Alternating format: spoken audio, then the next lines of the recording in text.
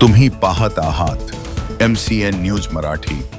अकोला वनपरिक्षेत्र अधिकारी प्रादेशिक विश्वास थोरात यांच्या पथकाने सोमवार 12 जानेवारी रोजी अकोट तालुक्यात सागवानाच्या अवैध वाहतुकीविरोधात मोठी कारवाई केली। या कारवाईत अवैध सागवान लाकूड वाहतूक करणारा आरोपी शेख साजिद शेख आतिफ वय 24 वर्ष राहणार केळीवेळी याला दुचाकीसह ताब्यात घेण्यात आले आहे।